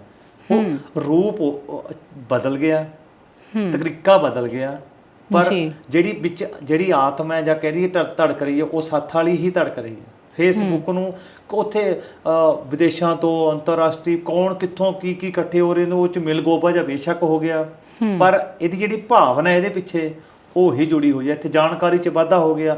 ਪਿੰਡ ਦੀ ਸੱਥ ਦੇ ਵਿੱਚ ਪਿੰਡ ਦਾ ਪਤਾ ਸੀ ਜਾਂ ਗੁਆਂਢੀ ਪਿੰਡ ਦਾ ਪਤਾ ਹੁੰਦਾ ਸੀ, ਜਾਂ ਕਿਹੜਾ ਕੋਈ ਬੰਦਾ ਕੋਈ ਫੌਜੀ ਆਇਆ ਉਹ ਦੱਸਦਾ ਸੀ, ਕੋਈ ਬਾਹਰ ਦੀ ਗੱਲ। ਇੱਥੇ ਜਾਣਕਾਰੀ ਹੈ, ਜਿਹੜੀ ਜਾਣਕਾਰੀ ਅੱਗੇ ਆ ਗਈ। ਜਾਣਕਾਰੀ ਇੰਨੀ ਜ਼ਿਆਦਾ ਪਸਾਰਾ ਵੱਡਾ ਹੋ ਗਿਆ ਕਿ ਉਹ ਪੁੱਛੋ ਨਾ, ਉਹਦਾ ਉਹ ਇੰਨੀ ਵੱਡੀ ਤਰੱਕੀ ਹੋ ਗਈ, ਪਰ ਹੈ ਸੱਥ ਰੂਪ ਹੈ। ਕਈ ਵਾਰ ਸੱਚ ਝੂਠ ਦਾ ਨਿਤਾਰਾ ਕਰਨਾ ਵੀ ਔਖਾ ਹੋ ਜਾਂਦਾ ਉੱਥੇ। ਸੱਚ ਝੂਠ ਦਾ ਨਿਤਾਰਾ ਤਾਂ ਸੱਥ 'ਚ ਵੀ ਕਈ ਵਾਰੀ ਕੁਝ ਦਿਨਾਂ ਬਾਅਦ ਹੀ ਹੁੰਦਾ ਸੀ, 1-2 ਦਿਨ ਬਾਅਦ, ਪਰ ਹੋ ਜਾਂਦਾ ਸੀ। ਫੇਸਬੁੱਕ ਤੇ ਕਈ ਵਾਰੀ ਹੁੰਦਾ ਹੀ ਨਹੀਂ, ਕਿਉਂਕਿ ਉੱਥੇ ਦੋ ਪੱਖ ਬੈਠੇ ਹੁੰਦੇ ਆ ਨਾ, ਇੱਕ ਵਿਰੋਧ ਵਾਲਾ ਬੈਠਾ ਹੁੰਦਾ, ਇੱਕ ਉਹਦਾ ਵਾਲਾ ਬੈਠਾ ਹੁੰਦਾ, ਨਿਪਟਾਰਾ ਕਰਨ ਵਾਲਾ ਤਾਂ ਕੋਈ ਹੁੰਦਾ ਨਹੀਂ, ਪਰ ਹੈ ਉਹੀ ਹੈ। ਜੀ, ਹਾਂਜੀ, ਇਹ ਤਕਨੀਕੀ ਪੱਖ ਦੇ ਵਿੱਚ ਆ ਗਿਆ ਇਹ। ਡਾਕਟਰ ਸਾਹਿਬ, ਜਿਸ ਤਰ੍ਹਾਂ ਤੁਸੀਂ ਕਿਹਾ ਕਿ ਗਿਆਨੀ ਗੁਰਦਿੱਤ ਸਿੰਘ ਹੋਰੀ ਕਹਿੰਦੇ ਨੇ ਕਿ ਸੱਥ ਪਿੰਡ ਦੀ ਪਾਰਲੀਮੈਂਟ ਹੁੰਦੀ ਹੈ। ਬਹੁਤ ਸਾਰੇ ਜਿਹੜੇ ਪਹਿਲਾਂ ਪਿੰਡ ਦੇ ਵਿਵਾਦ ਹੁੰਦੇ ਸੀ, ਉਹ ਪੰਚਾਇਤਾਂ ਜਾਂ ਸੱਥਾਂ ਦੇ ਵਿੱਚ ਉਹ ਮਸਲੇ ਸੁਲਝ ਜਾਂਦੇ ਸੀ। ਹੁਣ ਬਹੁਤਾਤ ਦੇ ਵਿੱਚ ਸਾਡੇ ਜਿਹੜੇ ਕੇਸ ਨੇ ਉਹ ਥਾਣਿਆਂ ਕਚਹਿਰੀਆਂ ਦੇ ਵਿੱਚ ਜਾਂਦੇ ਨੇ। ਇਹਦਾ ਇੱਕ ਕਾਰਨ ਸੱਥਾਂ ਦੀ ਅਣਹੋਂਦ ਵੀ ਹੋ ਰਹੀ ਹੈ ਕਿ ਅਸੀਂ ਸੱਥ 'ਚ ਨਹੀਂ ਬੈਠਦੇ। ਸੱਥਾਂ ਤਾਂ ਹੁਣ ਵੀ ਹੈਗੀਆਂ ਨੇ, ਪਰ ਪਹਿਲਾਂ ਪਿੰਡ ਦੇ ਵਿੱਚ ਸੱਥ ਦਾ ਇੰਨਾ ਅਸਰ ਰਸੂਖ ਹੁੰਦਾ ਸੀ। ਥਾਣੇ ਤੋਂ ਆਇਆ ਬੰਦਾ ਸੱਥ ਦੇ ਵਿੱਚੋਂ ਮੋੜ ਦਿੰਦੇ ਸੀ, ਮੋਤਬਰ ਬੰਦੇ ਬੈਠ ਕੇ ਵੀ ਜਾ ਵੀ ਪਹਿਲਾਂ ਅਸੀਂ ਗੱਲ ਕਰਾਂਗੇ ਉਹਦੇ ਨਾਲ, ਤੂੰ ਕਿਵੇਂ ਫੜ ਕੇ ਲੈ ਜਾਏਗਾ ਉਹਨੂੰ। ਪਹਿਲਾਂ ਉਹ ਕਹਿੰਦੇ ਸੀ ਮੋਤਬਰ ਜਿਹੜੇ, ਜਦੋਂ ਪੰਚਾਇਤਾਂ ਬਣਨ ਤੋਂ ਪਹਿਲਾਂ ਦੀ ਗੱਲ ਹੈ, ਪੁਲਿਸ ਵਾਲਿਆਂ ਨੂੰ ਕਹਿ ਦਿੰਦੇ ਸੀ ਜੇ ਕੋਈ ਥੋੜੀ ਬਹੁਤੀ ਜਿਹੜੀ ਪੁਲਿਸ ਬਣੀ ਵੀ ਤੁਸੀਂ ਵਾਪਸ ਜਾਓ, ਅਸੀਂ ਗੱਲ ਕਰਾਂਗੇ, ਜੇ ਸਾਤੋਂ ਨਹੀਂ ਨਿਬੜਦਾ ਤਾਂ ਤੁਹਾਡੇ ਤੱਕ ਪਹੁੰਚਾਂਗੇ। ਤੋ ਕਿੰਨੇ ਗੀਤਾਂ 'ਚ ਵੀ ਹੈਗਾ ਵੀ ਇੱਕ ਘਰ 'ਚ ਉੱਥੇ ਪਿੰਡ 'ਚ ਨਿਬੇੜ ਲਓ, ਵੀ ਗੱਲ ਨਾ ਪਹੁੰਚੇ ਥਾਣੇ। ਮਨਮੋਹਨ ਵਾਸਤੇ ਦੇ ਗੀਤ ਹੈ ਨਾ, ਵੀ ਵਿੱਚ ਪੰਚਾਇਤ ਦੇ ਕਰੋ ਫੈਸਲਾ, ਗੱਲ ਨਾ ਪਹੁੰਚੇ ਥਾਣੇ, ਪੰਜਾਬੀ ਵਿਰਸਾ। ਤੇ ਉਹ ਉੱਥੇ ਨਿਬੜ ਜਾਂਦਾ ਸੀ। ਸੱਥ ਤਾਂ ਇੰਨੀ ਹੁੰਦੀ ਸੀ ਕਿ ਸਜ਼ਾ ਵੀ ਦੇ ਦਿੰਦੀ ਸੀ, ਪਿੰਡੋਂ ਵੀ ਕਈ ਵਾਰੀ ਕਹਿੰਦੇ ਸੀ ਇਹਨੂੰ ਪਿੰਡ ਨਾ ਬਣਨ ਦਿਓ, ਇਹਨੂੰ ਕਿਤੇ ਰਿਸ਼ਤੇਦਾਰੀ ਛੱਡ ਕੇ ਰੱਖੋ, ਇਹਨੂੰ ਸਮਝਾਓ, ਇੰਨਾ ਡਰ ਹੁੰਦਾ ਸੀ। ਹੁਣ ਤਾਂ ਜਦੋਂ ਦੇ ਕਾਨੂੰਨ ਆਇਆ ਜਾਂ ਕਹਿ ਲਓ ਵੀ ਕਚਹਿਰੀਆਂ, ਕੋਰਟ ਕਚਹਿਰੀਆਂ ਬਣੀਆਂ ਨੇ, ਸੱਥ ਦਾ ਜਿਹੜਾ ਸ਼ਕਤੀ ਹੈ ਉਹ ਇੰਨੀ ਕੁ ਘਟ ਗਈ ਵੀ ਇੱਕ ਇਕੱਲਾ ਬੰਦਾ ਸਾਰੇ ਪਿੰਡ ਤੇ ਕੇਸ ਕਰ ਦੂ। ਇੱਕ ਇਕੱਲਾ ਬੰਦਾ ਸਾਰੇ ਪਿੰਡ ਨੂੰ ਥਾਣੇ ਚੁਕਾ ਸਕਦਾ, ਚਾਹੇ ਝੂਠਾ ਹੀ ਚੁਕਾ ਦੇਵੇ। ਹੁਣ ਉਹਦੀ ਜਿਹੜੀ ਸ਼ਕਤੀ ਹੈ ਉਹ ਘਟ ਗਈ, ਕਿਉਂਕਿ ਹੋਰ ਸ਼ਕਤੀਆਂ ਆ ਗਈਆਂ ਉੱਪਰ, ਡੈਮੋਕ੍ਰੇਸੀ ਹੋਣ ਕਰਕੇ ਹੋਰ ਆ ਗਈਆਂ ਗੱਲਾਂ। ਪਹਿਲੀਆਂ ਵਾਲੀਆਂ ਪਾਵਰਾਂ ਤਾਂ ਸੱਥ ਦੀਆਂ ਨਹੀਂ ਰਹੀਆਂ, ਪਰ ਮਿਲ ਕੇ ਬੈਠਣ ਵਾਲਾ, ਮਨ ਦੇ ਕੋ ਭਗਵਾਟ ਕੱਢਣਾ, ਮਨੋਰੰਜਨ ਦੇ ਸਾਧਨ ਵਾਲਾ ਗੱਲ, ਇੱਕ ਦੂਜੇ ਨਾਲ ਮਿਲਣਾ, ਉਹ ਹਲੇ ਵੀ ਹੈਗਾ, ਉਹ ਪੂਰਾ। ਜਿਹੜੀਆਂ ਇਸ ਸਮੇਂ ਦੇ ਨਾਲ ਤਬਦੀਲੀਆਂ ਆ ਰਹੀਆਂ ਨੇ, ਤੁਸੀਂ ਇਹਨਾਂ ਨੂੰ ਕਿਸ ਤਰ੍ਹਾਂ ਦੇਖਦੇ ਹੋ ਇੱਕ ਇਤਿਹਾਸਕਾਰ ਵਜੋਂ? ਇਹਦੇ ਫਿਰ 2 ਪੱਖ ਨੇ। ਜੇ ਤਾਂ ਅਸੀਂ ਇਹ ਕਹਾਂਗੇ ਗਲਤ ਆ ਰਹੀਆਂ ਨੇ, ਫਿਰ ਸਾਨੂੰ ਕਹਿਣਗੇ ਤੁਸੀਂ ਸੱਭਿਆਚਾਰ ਲੋਕਧਾਰਾ ਦੇ ਵਿਦਿਆਰਥੀ ਹੋ, ਤੁਸੀਂ ਬਦਲਾਅ ਨੂੰ ਪਰਿਵਰਤਨ ਨੂੰ ਮੰਨਦੇ ਨਹੀਂ ਹੈਗੇ। ਪਰ ਦੂਸਰਾ ਪੱਖ ਇਹਦਾ ਇਹ ਆ, ਜਿਹੜੀ ਮੇਰੀ ਖੋਜ ਕਾਰਜ ਦੇ ਜਿਹੜੇ ਅਸੀਂ ਨੇ ਆਪਣੇ ਅਖੀਰ ਦੇ ਵਿੱਚ ਸਿੱਟੇ ਕੱਢਣੇ ਹੁੰਦੇ ਨੇ, ਉਹਨਾਂ ਦੇ ਵਿੱਚ ਇੱਕ ਗੱਲ ਦੱਸੀ ਹੈ ਕਿ ਇੱਕ ਪਿੰਡ ਹੈ, ਇੱਕ ਸ਼ਹਿਰ ਹੈ ਜੀ। ਹੁਣ ਪਿੰਡ ਸ਼ਹਿਰ ਦੋ ਵੱਖ-ਵੱਖ ਚੀਜ਼ਾਂ ਨੇ, ਕਦੇ ਵੀ ਇੱਕ ਨਹੀਂ ਹੋ ਸਕਦੇ। ਚੰਡੀਗੜ੍ਹ ਵੀ ਸ਼ਹਿਰ ਬਣ ਗਿਆ, ਚੰਡੀਗੜ੍ਹ ਦੇ ਵਿੱਚ ਕਿੰਨੇ ਪਿੰਡ ਨੇ ਪੁਰਾਣੇ, ਖੁੱਡਾ ਵਾਲੀ ਸ਼ੇਰ ਹੈ, ਮੁੱਲਾਂਪੁਰ ਗਰੀਬਦਾਸ ਪਿੰਡ ਹੈ, ਅਟਾਵਾ ਪਿੰਡ ਹੈ, ਇੱਧਰ ਕਿੰਨੇ ਪਿੰਡ ਨੇ, ਉਹ ਹੈਗੇ ਨੇ ਹਲੇ, ਪੁਆਧ ਦੇ 25 ਪਿੰਡ ਖਾ ਕੇ ਕਹਿੰਦੇ ਚੰਡੀਗੜ੍ਹ ਬਣਿਆ, ਪਿੰਡ ਖਾ ਕੇ, ਹਾਂ, ਪਰ ਉਹ ਪਿੰਡ ਨਹੀਂ ਰਹੇ। ਸਾਡੀ ਇਹ ਇੱਛਾ ਸੀ ਕਿ ਸਾਡੀ ਇਹ ਕਹਿਣਾ ਸੀ, ਜਿਵੇਂ ਦੇਵ ਤਰੀਕੇ ਵਾਲੇ ਨੇ ਵੀ ਦੱਸਿਆ ਸੀ, ਉਹ ਕਹਿੰਦੇ ਵੀ ਕਿਹੜੀ ਪਿੰਡ ਹੈ ਉਹਦੀ ਹੱਦਬੰਦੀ ਹੈ, ਬੰਨਾ ਆ ਜਾਂਦਾ ਪਿੰਡ ਦਾ, ਆਹ ਇੱਕ ਪਿੰਡ ਦਾ ਬੰਨਾ ਆ ਗਿਆ, ਇੱਥੇ ਮੁੱਕ ਗਿਆ ਦੂਜਾ। ਸ਼ਹਿਰ ਦੀ ਹੱਦਬੰਦੀ ਹੈ ਨਹੀਂ, ਸ਼ਹਿਰ ਉਹਨੂੰ ਫੈਲਣ ਲਈ ਕਿੰਨੀ ਜਾਂ ਥਾਂ ਹੈ, ਸ਼ਹਿਰ ਫੈਲਦਾ ਪਿੰਡ ਇੱਕ ਪਿੰਡ ਖਾ ਗਿਆ, ਦੋ ਖਾ ਗਿਆ, ਕਿੰਨੇ ਪਿੰਡ ਖਾ ਗਿਆ। ਇਹ ਕਿਤੇ ਨਾ ਕਿਤੇ ਜਿਹੜੀ ਇਹ ਪਾਲਿਸੀ ਹੈ, ਜਿਹੜੀ ਨੀਤੀ ਹੈ, ਇਹਨਾਂ ਵੱਲ ਸਰਕਾਰ ਨੂੰ ਧਿਆਨ ਦੇਣਾ ਚਾਹੀਦਾ, ਕਿਉਂਕਿ ਜਿਹੜੀ ਸਾਡੀ ਵਿਰਾਸਤ ਹੈ ਉਹ ਸਾਡੀ ਜਿਉਂਦੀ ਰਹਿਣੀ ਜ਼ਰੂਰੀ ਹੈ। ਜੇ ਤੁਸੀਂ ਕਹਿੰਦੇ ਅਸੀਂ ਤਰੱਕੀ ਕਰਾਂਗੇ, ਤਰੱਕੀ ਇਸ ਤਰ੍ਹਾਂ ਦੀ ਤਰੱਕੀ ਨਹੀਂ ਹੁੰਦੀ, ਤੁਸੀਂ ਪਿੰਡਾਂ ਨੂੰ ਉਜਾੜ ਕੇ ਤਰੱਕੀ ਕਰੋ, ਪਿੰਡਾਂ ਦੀ ਸੱਭਿਆਚਾਰ ਨੂੰ ਨਸ਼ਟ ਕਰੋ, ਪਿੰਡ ਦੇ ਭਾਈਚਾਰੇ ਨੂੰ ਖਤਮ ਕਰੋ, ਤੁਸੀਂ ਉਹ ਤਰੱਕੀ ਨਹੀਂ ਹੁੰਦੀ। ਇੰਗਲੈਂਡ ਦੇ ਵਿੱਚ ਅੱਜ ਵੀ ਘੋੜੇ ਬੱਗੀਆਂ ਹੁਣ ਵੀ ਚੱਲਦੀਆਂ ਨੇ, ਤਰੱਕੀ ਤਾਂ ਉਹਨਾਂ ਨੇ ਵੀ ਕੀਤੀ ਆ। ਅਰਬ ਕੰਟਰੀ ਵਾਲੇ ਆਪਣੇ ਉਹੀ ਪਹਿਰਾਵਾ ਪਾਉਂਦੇ ਨੇ ਪੁਰਾਣਾ, ਤਰੱਕੀ ਤਾਂ ਉਹਨਾਂ ਨੇ ਵੀ ਸਾਡੇ ਨਾਲੋਂ ਵੱਧ ਕੀਤੀ ਹੈ, ਚਾਹ ਪੀਣ ਜਹਾਜ਼ ਤੇ ਜਾਂਦੇ ਨੇ ਉਹ। ਪਰ ਇਸ ਤਰ੍ਹਾਂ ਦੀ ਤਰੱਕੀ ਨਾ ਕਰੋ ਕਿ ਸਾਡਾ ਪਿੰਡ ਹੈ, ਸਾਡੀ ਵਿਰਾਸਤ ਹੈ, ਉਹ ਖਤਮ ਹੋ ਜਾਵੇ, ਫਿਰ ਅਸੀਂ ਕਿਸੇ ਚੀਜ਼ ਦੇ ਵੀ ਨਾ ਰਹੀਏ। ਜਿਵੇਂ ਆਉਣ ਵਾਲੇ ਸਮੇਂ 'ਚ ਸਾਨੂੰ ਤਾਂ ਇਹ ਖਤਰਾ ਹੈ ਕਿ ਚੰਡੀਗੜ੍ਹ ਹੈ ਜਿਹੜਾ, ਇਹਦੀ ਤਾਂ ਕੋਈ ਭਾਸ਼ਾ ਹੀ ਨਹੀਂ ਰਹਿਣੀ, ਕਲਚਰ ਜਾਂ ਦੂਰ ਛੱਡੋ ਗੱਲ, ਨਾ ਉਹਦੀ ਅੰਗਰੇਜ਼ੀ, ਨਾ ਹਿੰਦੀ, ਨਾ ਪੰਜਾਬੀ, ਜਿਸ ਤਰ੍ਹਾਂ ਦੀਆਂ ਉੱਥੇ ਪਾਲਿਸੀਆਂ ਚੱਲ ਰਹੀਆਂ ਨੇ। ਇਸ ਕਰਕੇ ਅਸੀਂ ਇਹ ਨਹੀਂ ਕਹਿੰਦੇ ਕਿ ਇਹ ਚਲੋ ਸੱਥਾਂ ਦਾ ਰੂਪ ਬਦਲਣਾ ਚਾਹੀਦਾ, ਪਰ ਸਰਕਾਰਾਂ ਨੂੰ ਜਾਂ ਨੀਤੀ ਘਾੜਿਆਂ ਨੂੰ ਇਹ ਦੇਖਣਾ ਚਾਹੀਦਾ ਕਿ ਪਿੰਡ ਨੇ ਜਿਹੜੇ ਵਿਰਾਸਤ ਬਚਾਈ ਕਿਵੇਂ ਜਾਵੇ, ਉਹ ਬਚੀ ਰਹਿਣੀ ਚਾਹੀਦੀ। ਅਸੀਂ ਇਹ ਨਹੀਂ ਕਹਿੰਦੇ ਕਿ ਪਿਛੋਕੋ ਉੱਥੇ ਜੁੜੇ ਰਹੋ, ਉਹਨਾਂ ਨਾਲ ਉੱਥੇ ਬੈਠੇ ਰਹੋ, ਅੱਗੇ ਤਰੱਕੀ ਨਾ ਕਰੋ। ਤਰੱਕੀ ਤਾਂ ਹੋਣੀ ਚਾਹੀਦੀ ਹੈ, ਇਹਦੇ 'ਚ ਤਾਂ ਕੋਈ ਸ਼ੱਕ ਨਹੀਂ ਜੀ, ਪਰ ਵਿਰਾਸਤ ਨੂੰ ਖਤਮ ਕਰਕੇ, ਕਲਚਰ ਨੂੰ ਖਤਮ ਕਰਕੇ ਤਰੱਕੀ ਕਰਨੀ, ਮੈਨੂੰ ਲੱਗਦਾ ਕੋਈ ਉਹ ਮੱਝ ਵੇਚ ਕੇ ਘੋੜੀ ਲਈ ਵਾਲੀ ਗੱਲ ਹੋ ਜਾਣੀ ਹੈ। ਦੁੱਧ ਪੀਣੋਂ ਗਏ ਲਿੱਦ ਚੱਕਣੀ ਪਈ। ਹਾਂਜੀ, ਉਹ ਕੰਮ ਹੋ ਜਾਣਾ ਕਦੇ। ਹਾਂਜੀ ਡਾਕਟਰ ਸਾਹਿਬ, ਜਦੋਂ ਅਸੀਂ ਸੱਥ ਦੀ ਗੱਲ ਕਰਦੇ ਹਾਂ, ਤੁਸੀਂ ਸਾਨੂੰ ਦੱਸਿਆ ਕਿ ਬੀਬੀਆਂ ਦੀ ਸੱਥ ਹੁੰਦੀ ਸੀ, ਬੰਦਿਆਂ ਦੀ ਸੱਥ ਬਾਰੇ ਅਸੀਂ ਜਾਣਦੇ ਹੀ ਹਾਂ। ਕੁਝ ਨਿਯਮ, ਕੁਝ ਕਾਇਦੇ ਕਾਨੂੰਨ ਦੇ ਹੁੰਦੇ ਸੀ। ਇਹ ਦੋਵੇਂ ਸੱਥਾਂ ਦੇ ਵੱਖੋ ਵੱਖਰੇ ਸੀ? ਵੱਖੋ ਵੱਖਰੇ ਤਾਂ ਇਹ ਸੀ ਕਿ ਵੀ ਔਰਤਾਂ ਦੀ ਸੱਥ ਦੇ ਵਿੱਚ ਮਰਦ ਨਹੀਂ ਜਾਂਦੇ, ਮਰਦਾਂ ਦੀ 'ਚ ਔਰਤਾਂ ਨਹੀਂ ਜਾਂਦੀਆਂ, ਪਹਿਲੀ ਗੱਲ। ਫਿਰ ਦੂਸਰਾ, ਪਿੰਡ ਦੀ ਸੱਥ ਵਿੱਚ ਬੈਠ ਕੇ ਗਾਲ ਕੱਢਣੀ ਬਿਲਕੁਲ ਹੀ ਮਨਾ ਸੀ। ਅੱਛਾ, ਵੀ ਗਾਲ ਨਹੀਂ ਇੱਥੇ ਕੱਢਣੀ ਹੈ। ਪਿੰਡ ਦੀ ਸੱਥ ਵਿੱਚ ਬੈਠ ਕੇ ਪਿੰਡ ਦੀ ਧੀ ਭੈਣ ਬਾਰੇ ਮਾੜਾ ਨਹੀਂ ਬੋਲਣਾ। ਹੁਣ ਬੋਲਦੇ ਨੇ ਲੋਕ, ਕਿਤੇ ਕਿਤੇ ਬੋਲਦੇ ਨੇ, ਬਹੁਤ ਬੋਲਦੇ। ਪਿੰਡ ਦੀ ਧੀ ਭੈਣ ਬਾਰੇ ਮਾੜਾ ਨਹੀਂ ਸੀ ਬੋਲਣਾ।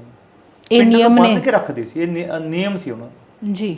ਹਾਂ, ਤੇ ਤਿੱਥ ਤਿਉਹਾਰ ਵਾਲੇ ਦਿਨ ਨਹੀਂ ਸੀ ਬੈਠਦੇ। ਤਿਉਹਾਰਾਂ ਵਾਲੇ ਦਿਨ ਸੱਥ ਵਿੱਚ ਬੈਠਣਾ ਮਾੜਾ ਸਮਝਦੇ ਸੀ, ਵੀ ਆਪਣੇ ਘਰ ਜਾਓ, ਵੀ ਇਹਦੇ ਘਰੇ ਕੋਈ ਹੈ ਨਹੀਂ, ਕਿਉਂ ਇੱਥੇ ਬੈਠਦੇ ਹੋ। ਤੇ ਰਾਤ ਨੂੰ ਸੱਥਾਂ ਦੇ ਵਿੱਚ ਬੈਠਣਾ, ਬਹੁਤ ਦੇਰ ਰਾਤ ਬੈਠਣਾ, ਉਹ ਜ਼ਰੂਰੀ ਸੀ। ਉਹ ਤਾਂ ਸੀ ਕਿ ਪਿੰਡ ਦਾ ਪਹਿਰੇਦਾਰੀ ਵੀ ਹੁੰਦੀ, ਜਿਵੇਂ ਤੁਸੀਂ ਕਿਹਾ CCTV ਕੈਮਰੇ ਆ, ਜਿਵੇਂ ਠੀਕਰੀ ਪਹਿਰੇ ਲੱਗਦੇ ਨੇ, ਉਹ ਜ਼ਰੂਰੀ ਸੀ। ਤੇ ਵਾਢੀ ਦੇ ਸਮੇਂ, ਕੰਮ ਦੇ ਸਮੇਂ ਸੱਥ ਵਿੱਚ ਬੈਠਣ ਵਾਲੇ ਬੰਦੇ ਨੂੰ ਮਿਹਣਾ ਮਾਰਦੇ ਸੀ ਜੇ ਉਹ ਨੌਜਵਾਨ ਹੈ, ਵੀ ਤੂੰ ਇੱਥੇ ਬੈਠਾ ਕੀ ਕਰਦਾ, ਚੱਲ ਖੇਤਾਂ 'ਚ ਚੱਲ। ਜਿਹੜੇ ਬਜ਼ੁਰਗ ਨੇ ਉਹਨਾਂ ਨੂੰ ਕੋਈ ਉਹ ਬੈਠਣਗੇ। ਉਹ ਇਸ ਕੰਮ ਦੇ ਸਮੇਂ ਨੌਜਵਾਨ ਬੰਦਾ ਸੱਥ 'ਚ ਨਹੀਂ ਸੀ ਬੈਠਦਾ। ਹੁਣ ਔਰਤਾਂ ਦੀ ਜਿਹੜੀ ਸੱਥ ਆ, ਉਹਨਾਂ ਦੇ ਕੋਈ ਬਹੁਤੇ ਨਿਯਮ ਨਹੀਂ ਹੈਗੇ। ਉਹਨਾਂ ਦੀ ਤਾਂ ਉਹ ਬੈਠਦੀਆਂ ਵੀ ਬਹੁਤ ਕਦੇ ਕਦੇ, ਕਿਉਂਕਿ ਔਰਤਾਂ ਨੇ ਘਰ ਦਾ ਕੰਮ, ਰੋਟੀ ਦਾ 3 ਟਾਈਮ ਦੀ ਰੋਟੀ ਸੀ, ਉਹਨਾਂ ਨੂੰ ਤਾਂ ਕਦੇ ਕਦੇ ਮੌਕਾ ਮਿਲਦਾ ਸੀ। ਫਿਰ ਜਿਵੇਂ ਤੁਹਾਨੂੰ ਦੱਸਿਆ ਵੀ ਫਿਰ ਉਹਨਾਂ ਨੇ ਘਰੋਂ ਬਾਹਰ ਵੀ ਜਾਣਾ ਤਾਂ ਸੱਜ ਧੱਜ ਕੇ ਜਾਣਾ, ਉਹਨਾਂ ਨੂੰ ਮੌਕਾ ਮਿਲਦਾ ਸੀ ਵੀ ਹੁਣ ਮੌਕਾ ਮਿਲ ਗਿਆ ਜਾ ਕੇ। ਹਾਂਜੀ, ਉਹਨਾਂ ਦੀ ਸੱਥ ਕੋਈ ਇੰਨੀ ਡਿਵੈਲਪ ਨਹੀਂ ਹੋਈ ਹੈਗੀ, ਪਰ ਹੋਂਦ ਜੋ ਉਹਦੀ ਬਰਾਬਰ ਰਹੀ ਹੈ ਜ਼ਰੂਰ। ਹਾਂਜੀ, ਫਿਰ ਅਜੋਕੇ ਸਮੇਂ ਦੇ ਵਿੱਚ ਬੀਬੀਆਂ ਦੀ ਸੱਥ ਨੂੰ ਤੁਸੀਂ ਕਿਸ ਰੂਪ 'ਚ ਦੇਖਦੇ ਹੋ? ਉਹ ਬਦਲਾਅ ਆ ਗਿਆ। ਹੁਣ ਪਿੰਡਾਂ ਦੇ ਵਿੱਚ ਤਰਿੰਜਣ ਖਤਮ ਹੋ ਗਏ। ਤਰਿੰਜਣ ਤਾਂ ਹੁਣ ਮੰਨ ਲਓ ਰਹੇ ਹੀ ਨਹੀਂ ਹੈਗੇ, ਉਹਨਾਂ ਦਾ ਤਾਂ ਸੰਕਲਪ ਰਿਹਾ ਹੀ ਨਹੀਂ ਹੈਗਾ। ਹੁਣ ਸ਼ਹਿਰਾਂ ਦੇ ਵਿੱਚ ਹੈਗਾ, ਜਿਵੇਂ ਕਿੱਟੀ ਪਾਰਟੀਜ਼ ਹੋ ਗਈਆਂ, ਕਲੱਬ ਹੋ ਗਏ। ਇਹ ਕਲੱਬ ਉਂਝ ਆਪਾਂ ਕਹਿ ਦਿੰਦੇ ਹਾਂ, ਪਰ ਇਹ ਵੀ ਬਦਲਿਆ ਹੋਇਆ ਸੱਥ ਰੂਪ ਹੈ। ਮੈਂ ਚੰਡੀਗੜ੍ਹ ਦੇ 2-3 ਕਲੱਬਾਂ ਦਾ ਅਧਿਐਨ ਕੀਤਾ ਸੀ, ਮੈਂ ਖੋਜ ਕਾਰਜ 'ਚ ਉਹਨਾਂ ਦਾ ਸਰਵੇ ਕੀਤਾ ਸੀ, ਪਰ ਮੈਂ ਨਾਂ ਨਹੀਂ ਲੈ ਸਕਦਾ ਉਹਨਾਂ ਦਾ ਹੁਣ। ਹੂੰ ਮੈਂ ਉੱਥੇ ਦੇਖਿਆ ਕਿ ਉਹ ਉੱਦਾਂ ਹੀ ਆ ਕੇ ਬੈਠਦੇ ਨੇ ਇਕੱਠੇ, ਖਾਂਦੇ ਪੀਂਦੇ ਨੇ, ਗੱਲਾਂ ਕਰਦੇ ਨੇ, ਹੂੰ ਤੇ ਪਿੰਡ ਵਾਲਿਆਂ ਵਾਂਗ ਹੀ ਉਸ ਤਰ੍ਹਾਂ। ਬਸ ਬਦਲਾਅ ਆ ਗਿਆ, ਸਟੇਟਸ ਆ ਗਿਆ, ਥੋੜਾ ਜਿਹਾ ਤਿਆਰ ਵਿਆਰ ਹੋ ਕੇ ਜਾਂਦੇ ਨੇ ਪਿੰਡ 'ਚ, ਪਰਨਾ ਲੈ ਕੇ ਬੰਦਾ ਵਿਛਾ ਕੇ ਜਾਂਦਾ ਸੱਥ 'ਚ, ਉਹੀ ਵਿਛਾ ਕੇ ਪੈ ਜਾਂਦਾ ਥੱਲੇ, ਉਹੀ ਚੱਕ ਕੇ ਘਰ ਨੂੰ ਆ ਜਾਂਦਾ। ਇੱਥੇ ਸਟੇਟਸ ਆ ਗਿਆ ਥੋੜਾ ਜਿਹਾ, ਫਿਰ ਪੈਸੇ ਦੇਣੇ ਪੈਂਦੇ ਨੇ, ਉਹਨਾਂ ਦੀ ਮੈਂਬਰਸ਼ਿਪ ਫੀਸ ਹੈ। ਸੰਕਲਪ ਉਹਦੇ ਪਿੱਛੇ ਇਕੱਠੇ ਹੋਣ ਦਾ ਜੀ। ਚਾਹੇ ਕਿੱਟੀਆਂ ਪਾਰਟੀਆਂ, ਕਿੱਟੀ ਪਾਰਟੀ ਦੇ ਵਿੱਚ ਔਰਤਾਂ ਹੀ ਜਾਂਦੀਆਂ ਨੇ। ਹੁਣ ਉੱਥੇ ਕੀ ਹੈ, ਉਹਨਾਂ ਨੇ ਕੋਈ ਥੋੜੇ ਬਹੁਤੇ ਪੈਸੇ ਪਾ ਕੇ ਇਕੱਠੇ ਕਰਕੇ ਆਇਆ, ਪਰ ਉਹਨਾਂ ਨੇ ਹੁਣ ਆਪਣੇ ਸੱਥ 'ਚ ਕੇ ਜਾਣਾ ਹੈ। ਫਿਰ ਜਿਹੜੀਆਂ ਔਰਤਾਂ ਨਹੀਂ ਕੋਈ ਨੌਕਰੀ ਕਰਦੀਆਂ, ਉਹਨਾਂ ਨੇ ਸੂਟ ਵੀ ਦਿਖਾਉਣੇ ਨੇ ਕਿਸੇ ਤਰੀਕੇ, ਆਪਣੇ ਪਾਉਣੇ ਵੀ ਨੇ ਉਹਨਾਂ ਦੀ, ਨਹੀਂ ਤਾਂ ਉਹਨਾਂ ਦੀ ਕੋਈ ਰੂਟੀਨ ਵਰਕ ਰੁਕ ਜਾਂਦਾ ਉਹਨਾਂ ਦਾ, ਉਹ ਘਰ ਹੀ ਬੈਠੀਆਂ ਰਹਿ ਜਾਂਦੀਆਂ ਨੇ। ਇਸ ਕਰਕੇ ਉੱਥੇ ਇਕੱਠੀਆਂ ਹੁੰਦੀਆਂ ਨੇ, ਨਵੇਂ ਸੂਟ ਪਾ ਕੇ, ਗਹਿਣੇ ਪਾ ਕੇ ਜਾਂਦੀਆਂ ਨੇ, ਉਹ ਇਕੱਠੇ ਉਹ ਕੁਛ ਨਾ ਕੁਛ ਕਰਨ ਦੀ ਕੋਸ਼ਿਸ਼ ਕਰਦੀਆਂ ਨੇ। ਤੇ ਉਹ ਸੰਕਲਪ ਹੋਈ ਉਹਦੇ ਪਿੱਛੇ ਵੀ ਅਸੀਂ ਇਕੱਠੇ ਹੋਈਏ, ਗੱਲ ਕਰੀਏ, ਕਿਸੇ ਨਾਲ ਮਿਲੀਏ ਜੁਲੀਏ। ਆਪਸੀ ਜਿਹੜਾ ਹੈ ਭਾਈਚਾਰਾ ਵਧਾਉਣ ਲਈ ਜਾਂ ਮਨ ਦੇ ਗੁਬਗੁਬਾਹਟ ਕੱਢਣ ਲਈ ਵੀ ਇੱਕ ਵੱਡਾ ਸਾਧਨ ਸੀ। ਸਭ ਤੋਂ ਵੱਡਾ ਸਾਧਨ ਹੈ। ਜੇ ਜਦੋਂ ਤੁਸੀਂ ਉੱਥੇ ਬੈਠਦੇ ਹੋ, ਤੁਹਾਡੇ ਮਨ ਦਾ ਭਾਰ ਹੌਲਾ ਹੁੰਦਾ, ਤੁਹਾਨੂੰ ਗੱਲਾਂ ਪਤਾ ਲੱਗਦੀਆਂ ਨੇ ਵੀ ਉੱਥੇ ਐਦਾਂ ਹੋ ਗਿਆ, ਉੱਥੇ ਐਦਾਂ ਹੋ ਗਿਆ। ਤੇ ਉਹ ਮਨੋਰੰਜਨ ਦਾ ਤੇ ਮਨੋਵਿਗਿਆਨਿਕ ਕਾਰਨ ਹੈ ਜਿਹੜਾ ਸੱਥ ਦਾ। ਇਹਦੇ ਤੇ ਇੱਕ ਅਲੱਗ PhD ਹੋ ਸਕਦੀ ਹੈ। ਮੈਂ ਤਾਂ ਸੱਭਿਆਚਾਰ ਦੇ ਸੰਦਰਭ 'ਚ ਕੀਤਾ ਹੈ ਜੀ। ਮਨੋਵਿਗਿਆਨਕ ਅਧਿਐਨ ਹੋਵੇ ਜੇ ਇਹਦੇ ਤੇ ਇੱਕ ਅਲੱਗ ਖੋਜ ਕਾਰਜ ਹੋ ਸਕਦਾ। ਹਾਂਜੀ, ਵੱਡਾ ਰੂਪ ਹੈ। ਕਹਿੰਦੇ ਨੇ ਕਿ ਬੰਦੇ ਦਾ ਉਹ ਕਹਿੰਦੇ ਨੇ ਵੀ ਸਮਾਜ ਤੋਂ ਬਗੈਰ ਜਾਂ ਤਾਂ ਦੇਵਤਾ ਰਹਿ ਸਕਦਾ ਹੈ ਜਾਂ ਪਾਗਲ ਹੈ। ਆਮ ਬੰਦਾ ਸਮਾਜ ਤੋਂ ਬਗੈਰ, ਗੱਲ ਬੋਲੇ ਬਗੈਰ ਨਹੀਂ ਰਹਿ ਸਕਦਾ। ਇੱਕ ਦਿਨ 2 ਦਿਨ ਰਹਿ ਜਾਊਗਾ, ਹਮੇਸ਼ਾ ਨਹੀਂ ਰਹਿ ਸਕਦਾ। ਕਮਿਊਨੀਕੇਸ਼ਨ ਬਹੁਤ ਜ਼ਰੂਰੀ ਹੈ। ਤੁਹਾਨੂੰ ਆਪਸੀ ਤੁਸੀਂ ਮਿਲਦੇ ਨਹੀਂ ਹੈਗੇ ਇੱਕ ਦੂਜੇ ਨੂੰ, ਤੁਸੀਂ ਗੱਲਾਂ ਪੁੱਛਦੇ ਦੱਸਦੇ ਨਹੀਂ ਹੈਗੇ, ਤਾਂ ਬੰਦਾ ਨਹੀਂ ਰਹਿ ਸਕਦਾ। ਹਾਂਜੀ, ਤੇ ਇਹ ਸੱਥਾਂ 'ਤੇ ਜਾ ਕੇ ਇਹ ਹੁੰਦਾ ਸੀ ਕੰਮ। ਹੁਣ ਸਾਧਨ ਹੋਰ ਆ ਗਏ, ਹੁਣ TV ਆ ਗਿਆ, ਹੋਰ ਸਾਧਨ ਆ ਗਏ, ਮੋਬਾਈਲ ਆ ਗਿਆ, ਜਿਸ ਤਰ੍ਹਾਂ ਕਿ ਹੈ। ਹੁਣ ਉਹਨਾਂ ਦਾ ਰੁਝਾਨ ਥੋੜਾ ਜਿਹਾ ਘਟ ਗਿਆ, ਇਹਦੇ ਵਿੱਚ ਕੋਈ ਝੂਠ ਨਹੀਂ। ਸਰ, ਭਵਿੱਖ ਕੀ ਦੇਖਦੇ ਹੋ ਤੁਸੀਂ ਇਸ ਸੱਥ ਦਾ? ਜੋ ਅਜੋਕਾ ਦੌਰ ਚੱਲ ਰਿਹਾ ਹੈ, ਭਵਿੱਖ ਦੇ ਵਿੱਚ ਤੁਹਾਨੂੰ ਕੀ ਲੱਗਦਾ ਕਿ ਕਿੰਨੇ ਕੁ ਬਦਲਾਅ ਆ ਸਕਦੇ ਨੇ, ਜਾਂ ਕੀ ਇਹਦੀ ਸਰੂਪ ਕੀ ਹੋਏਗਾ? ਭਵਿੱਖ ਦੇ ਵਿੱਚ ਤਾਂ ਹੁਣ ਚਲੋ ਉਹਦਾ ਕਹਿਣਾ ਨਜੂਮੀ ਤਾਂ ਆਪਾਂ ਹੈ ਨਹੀਂ, ਆਪਾਂ ਦੱਸ, ਪਰ ਇੰਨਾ ਕੁ ਹੈ ਵੀ ਜਦੋਂ ਤੱਕ ਜੇ ਪਿੰਡ ਨੇ ਜਿਹੜੇ ਸ਼ਹਿਰਾਂ ਤੋਂ ਦੂਰ ਪਿੰਡ ਨੇ, ਕੁਝ ਸ਼ਹਿਰਾਂ ਦੇ ਨੇੜੇ ਵਾਲੇ ਪਿੰਡ ਮਿਊਨਿਸਪਲ ਕੌਂਸਲ ਦੇ ਵਿੱਚ ਆ ਗਏ, ਉਹ ਸ਼ਹਿਰੀ ਰੂਪ ਬਣ ਗਏ। ਜਦੋਂ ਤੱਕ ਪਿੰਡ ਹੈਗੇ ਨੇ ਉਦੋਂ ਤੱਕ ਤਾਂ ਨਹੀਂ ਉਹ ਸੱਥ ਜਾਂਦੀ ਕਿਤੇ, ਕਿਉਂਕਿ ਉਹ ਉੱਥੇ ਬੈਠਣਗੇ ਲੋਕ, ਜ਼ਮੀਨਾਂ ਨੇ ਉਹਨਾਂ ਦੀਆਂ, ਕੰਮਕਾਰ ਨੇ, ਰਹਿਣਗੇ। ਹਾਂ, ਸਮੇਂ ਨਾਲ ਤਬਦੀਲੀ ਆ ਜਾਂਦੀ ਹੈ। ਹੁਣ ਜਿਵੇਂ ਆਪਣੇ ਬਾਹਰ ਵੀ ਕੈਨੇਡਾ ਜਾਂਦੇ ਨੇ, ਸਾਡੇ ਦੱਸਦੇ ਹੁੰਦੇ ਆ ਚਾਚੇ ਤਾਏ ਜੀ, ਉਹ ਕਹਿੰਦੇ ਵੀ ਅਸੀਂ ਵੀ ਉੱਥੇ 5-7 ਬੰਦੇ ਪਾਰਕ 'ਚ ਬੈਠ ਕੇ ਤਾਸ਼ ਖੇਡਦੇ ਹਾਂ, ਬਈ 2-2 3-3 ਘੰਟੇ ਬੈਠੇ ਰਹਿਣੇ, ਅਸੀਂ ਗੱਲਾਂ ਕਰਦੇ ਹਾਂ।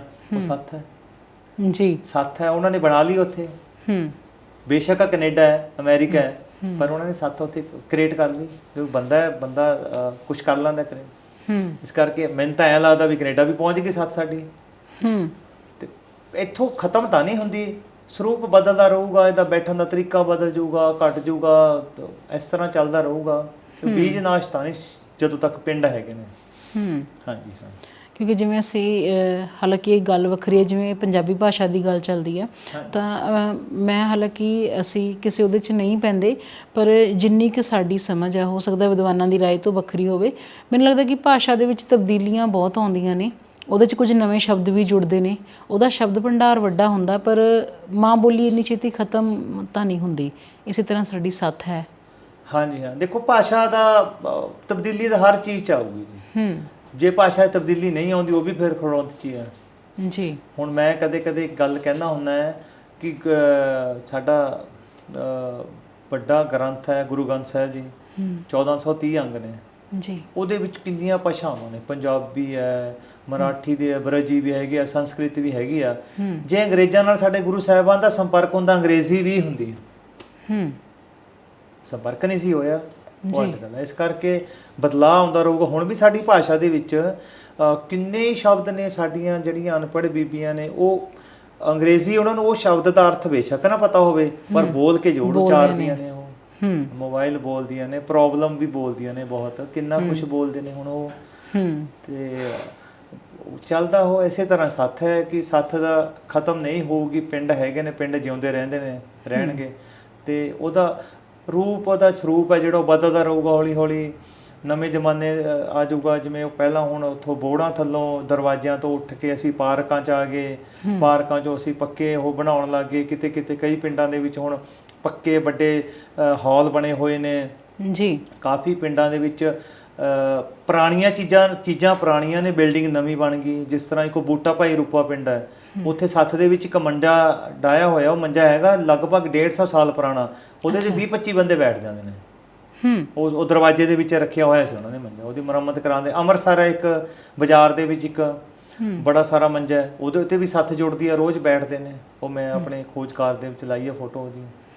ਹਾਂਜੀ ਹਾਂ, ਇਸ ਕਰਕੇ ਚੱਲਦਾ ਰਹੂਗਾ ਇਹ, ਇਸ ਤਰ੍ਹਾਂ ਤਾਂ ਨਹੀਂ ਹੈਗਾ ਵੀ ਖਤਮ ਹੀ ਹੋ ਜਾਊਗਾ। ਬੀਜ ਨਾਸ਼ ਤਾਂ ਕਿਸੇ ਦਾ ਨਹੀਂ ਹੁੰਦਾ ਜੀ। ਹਾਂਜੀ ਹਾਂ। ਡਾਕਟਰ ਸਾਹਿਬ, ਤੁਸੀਂ ਸਾਡੇ ਸਟੂਡੀਓ ਆਏ, ਸਾਨੂੰ ਸਮਾਂ ਦਿੱਤਾ ਤੇ ਬਹੁਤ ਹੀ ਮਹੱਤਵਪੂਰਨ ਜਾਣਕਾਰੀ ਜਿਹੜੀ ਹੈ ਪੰਜਾਬੀ ਸੱਭਿਆਚਾਰ ਦੇ ਇੱਕ ਅਟੁੱਟ ਅੰਗ ਸੱਥ ਦੇ ਬਾਰੇ 'ਚ ਸਾਡੇ ਨਾਲ ਸਾਂਝੀ ਕੀਤੀ। ਤੁਹਾਡਾ ਬਹੁਤ ਬਹੁਤ ਧੰਨਵਾਦ। ਜੀ, ਸ਼ੁਕਰੀਆ। ਸਤਿ ਸ਼੍ਰੀ ਅਕਾਲ। ਸੋ ਇਸ ਦੇ ਨਾਲ ਹੀ ਅੱਜ ਦਾ ਪ੍ਰੋਗਰਾਮ ਖਤਮ ਕਰਨ ਦੀ ਦਿਓ ਇਜਾਜ਼ਤ।